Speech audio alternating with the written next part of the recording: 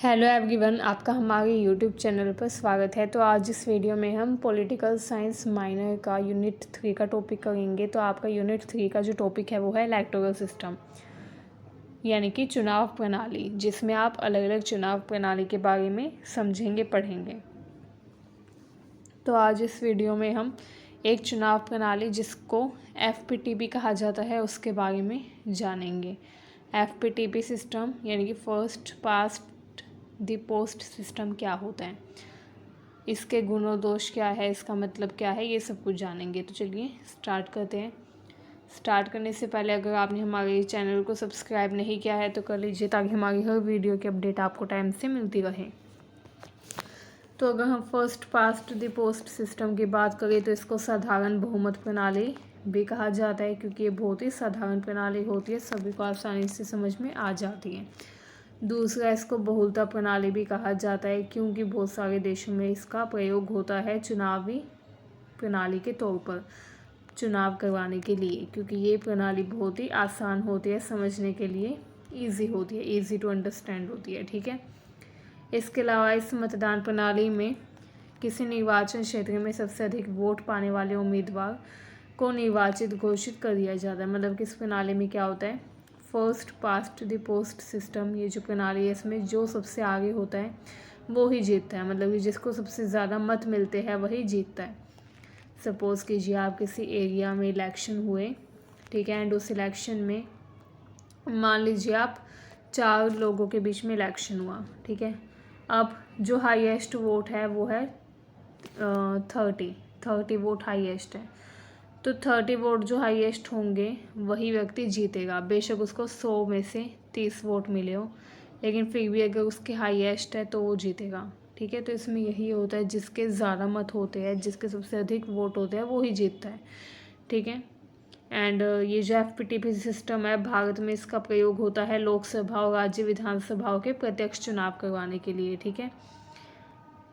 ये भी बहुत इम्पोर्टेंट है। ठीक है। इसमें क्या होता है, एक तरीके से दौड़ की तरह होता है, जैसे दौड़ में जो सबसे आगे निकल जाता है वो जीत जाता है, वैसे ही इसमें होता है, जो सबसे ज़्यादा वोट हासिल कर लेता है वही जीत जाता है, चाहे उसके कितने भी वोट आए हो। ठीक है।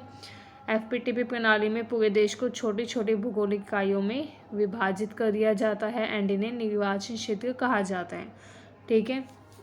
परिसीमन आयोग होता है, डेलिमिटेशन कमीशन, वो क्या करता है, देश को छोटे छोटे निर्वाचन क्षेत्रों में विभाजित करता है, बाउंड्रीज बनाता है निर्वाचन क्षेत्र की। ठीक है।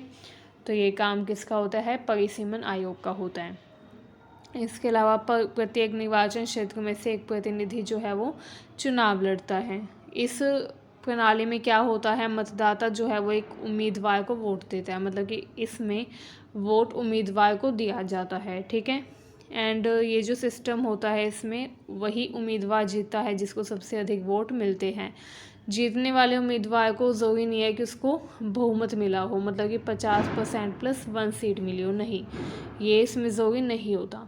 आधे से ज़्यादा इसमें हासिल करना ज़रूरी नहीं होता। जैसे मैंने अभी आपको एग्जांपल दिया, सपोज़ कीजिए किसी एरिया में टोटल 100 वोट है एंड 100 वोट में से हाईएस्ट वोट जो है वो 30 है, किसी व्यक्ति को 30 वोट प्राप्त हुए तो भी वो जीत जाएगा। क्यों जीत जाएगा, क्योंकि इसमें वो सिस्टम नहीं होता कि आधे से ज़्यादा लाना है, बल्कि इसमें सिस्टम क्या होता है, जो सबसे ज़्यादा हासिल करेगा वोट वही जीतेगा। ठीक है। इसके अलावा बहुत सारे देश है जो FPTP का पालन करते हैं, जैसे भारत, ब्रिटेन, कनाडा, ये सब। ठीक है। इसके अलावा ये जो सिस्टम होता है इसमें क्या होता है, एक पार्टी को वोटों से अधिक सीटें मिल सकती है। मतलब कि इस सिस्टम में, इस प्रणाली में ऐसा नहीं होता कि जितने वोट है उतनी ही सीट मिलेगी, नहीं। अगर किसी व्यक्ति के जो वोट है वो 30% है तो ये हो सकता है कि उसको 80% सीटें मिल जाए। ठीक है। मतलब कि इसमें सीटें जो है वो वोट के समानुपात में नहीं होती, हो सकता है वोट ज़्यादा मिले है सीटें कम मिले, ये भी हो सकता है कि वोट कम मिले हैं सीटें ज़्यादा मिल जाए। ठीक है। तो ये सिस्टम में देखने को मिलता है। चलिए अब इसके लाभ देख लेते हैं। FPTP प्रणाली के क्या क्या लाभ हैं। पहला लाभ है सरल और परिचित मतदान पद्धति। ये बहुत ही सरल पद्धति है, परिचित पद्धति है, इसके बारे में सबको पता होता है। ठीक है।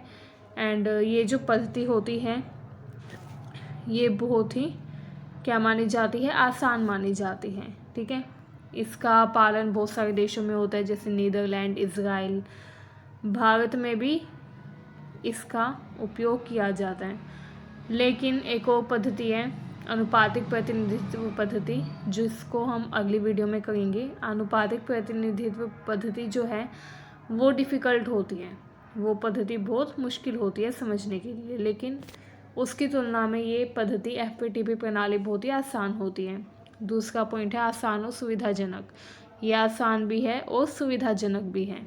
ठीक है, FPTP को आम मतदाताओं के द्वारा आसानी से समझा जा सकता है। वो लोग जिनको राजनीति के बारे में कोई ज्ञान नहीं है, जिनको चुनाव के बारे में कोई ज्ञान नहीं है, वो भी इसको आसानी से समझ सकते हैं, इसके बारे में जान सकते हैं। ठीक है, इसके अलावा FPTP प्रणाली जो है इसमें न केवल पार्टियों के बीच बल्कि विशिष्ट उम्मीदवारों के बीच भी चयन का विकल्प मिलता है।